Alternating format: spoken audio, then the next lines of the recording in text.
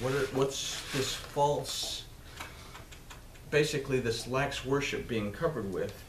It's being covered with a type of idolatry.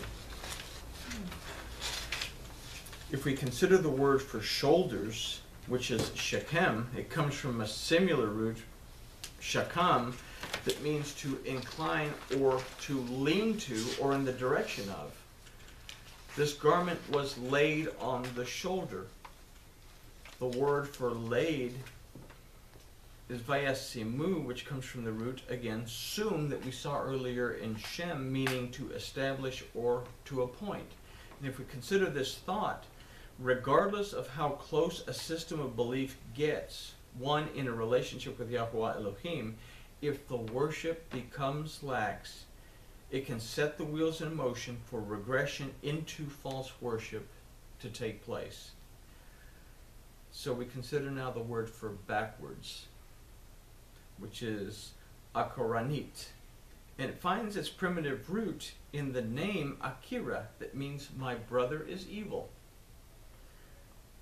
What did we read in verse 22?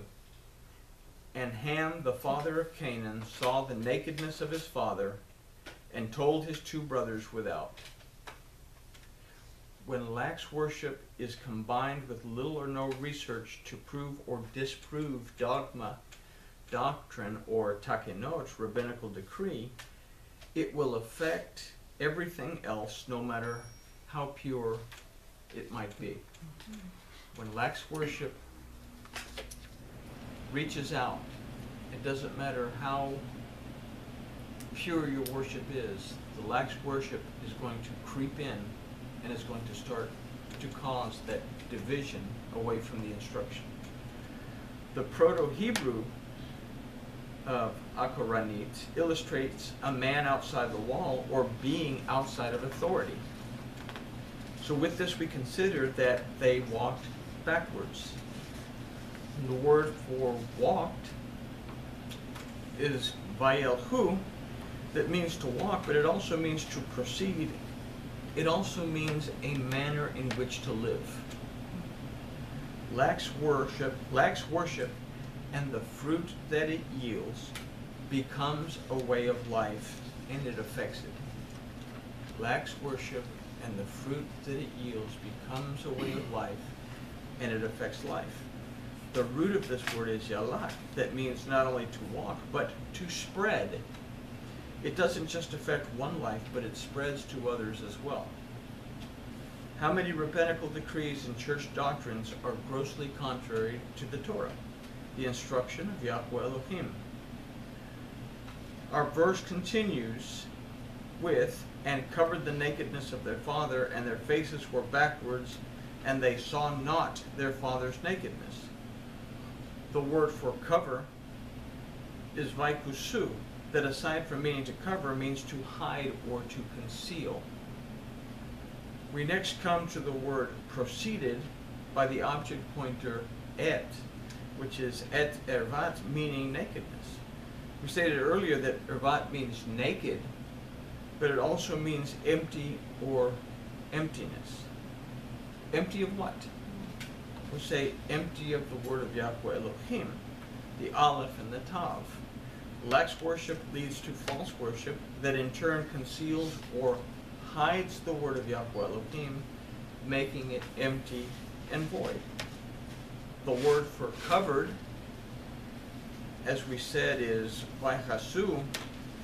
We saw that it meant to hide or conceal, as well as to cover, but this word also means to fill up. If the word has become empty, it has to be filled. When it's filled with falsehood, it stays empty. It doesn't matter how much you put into it, it stays empty. If we consider Bereshit 1, 2, and 3, we see that the world was empty and void, and darkness was on the face of the deep, and the Spirit of Elohim hovered over the waters, but he said, let there be light, and it was light that filled up the void. Only the light of Yahweh Elohim can fill and restore an earth that is empty and void. The next two phrases of the verse, and their faces were backwards, and they saw not their father's nakedness, tells us in plain English that we look away and don't take time to consider whether what we've been taught is right or wrong. We look at the next verse to consider what it is that has to happen. When people go to church, or they go to synagogue, or they go to Torah study, and they take whatever's taught as being truthful. Surely the person that's teaching it has researched it. When I was in seminary, the same doctrines that are really, really totally out of whack and messed up were being taught. They'd been taught for years, centuries. When you continue to teach something that goes contrary to the Word, it still remains contrary to the Word. And the best preacher in the world can study this stuff into the ground, but if he's studying something that goes contrary to the Word, and he's teaching something that goes contrary to the Word, it's still contrary to the Word. We have a relationship individually, not we, but as individuals, we have a relationship to take whatever it is that we're taught and look at it to make sure that what we're being taught lines up with the Word of Elohim. That's our relationship. So we take a look at verse 24 that says, "And Noah awoke from his wine and knew what his youngest son had done unto him." The rabbis have all kinds of wonderful stories to tell about this particular thing. But let's consider the verse. First we read that Noah awoke from his wine, which gives us insight into how to correct lax and false worship. We must first realize that our rest is found in the very instruction of Yahweh Elohim. This is the first step to waking up. Our relationship with Elohim depends on His Word and what's found in His Word. When we consider that, then we can look at the word for awoke, which is vayiketz, that not only means to wake up, but also means to become active. Active is the opposite of being lax. From his wine, we consider the idea that although we believed to have been blessed, that we are actually intoxicated by a false notion of blessing that came from being laxed.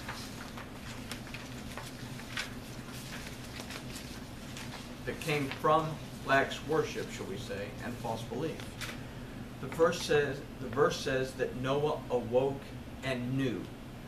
The word for knew is vayeda, that aside from knowing means to learn, to find out, to perceive, to discern, to recognize, and to admit. What did Noah come to realize? The word asher means what, but points to a condition of being. And the word that it is pointing to is younger, which is hakatan, that also means insignificant and unimportant, from the root kut, that means to loathe, to grieve, and to detest. This root also means to be cut off. The next word is benu, which means his son. The root of this word is bana, which means to establish, but it also means to build. So we can formulate an idea that what was built that was insignificant and unimportant, perhaps something that was grievous to Elohim, as well as detestable to him, and something that would lead to being cut off or separated from him, that Noah came to realize that this is where he was, and he woke up. And he woke up. He put forth an effort to learn, to find out, to perceive, to discern, to recognize, and to admit that lax worship and false belief had led him away from Yahweh Elohim. This is teshuvah. I have had this type of relationship all along, and I realize that this type of relationship has been wrong. I've come to a knowledge of the Word. It's given me wisdom, and now I have understanding, and my eyes are open. Now I make teshuvah, and I have to admit to the people around me that I was wrong. Now I'm going to begin walking the way I should walk. I can't tell you how many times people tell me, we believe this way all these years, and now you're telling us that everything that we've ever believed is wrong. And I tell them, I'm not telling you that. I say, read it for yourself, research it for yourself. Take the notes I've given you, and if I'm right, you'll find out that, yes, what you've been looking at is incorrect. If I'm wrong, then come and tell me, and then I'll adjust my lifestyle to yours. So, when we find our rest in the word of our Elohim, we too wake up. As the light hits our eyes, allowing us to discern between the truth of Yahweh Elohim and the insignificant and unimportant things that harm our relationship with Him. We learn what this does to us, and we are able to make teshuvah. Being lax in our time of rest with Yahweh Elohim can lead us very quickly away from His blessings and into a false sense of blessing. It is our responsibility as individuals to seek Elohim to live, being surrounded and protected by His anointing in Mashiach, as well as restored, redeemed, and delivered by Yeshua. So again, where are you? This was a quick little lesson, but when I found it, I said, it's kind of relevant, because we're bombarded with, we all look at social media, and we're bombarded with all kinds of stuff, and what's real and what's not. Is it live or is it Memorex, is what the commercial used to say.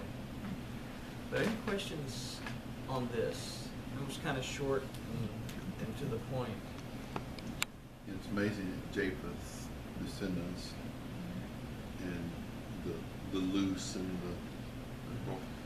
the Gentiles are exactly what happened, and of course they wouldn't assimilate into the basic teaching and rejected, right? And built their own. Yeah. The new and improved.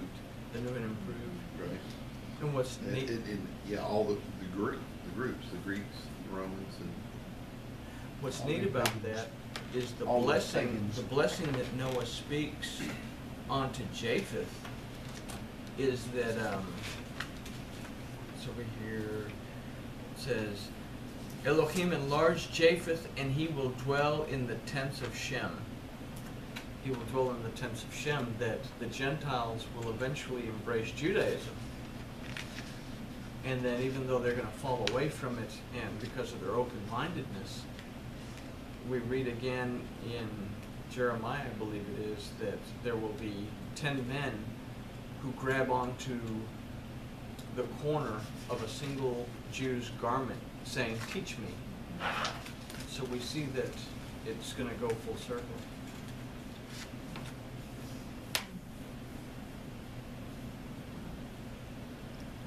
Dokie? Marvin. Has been achieved, huh? Marvin. All right.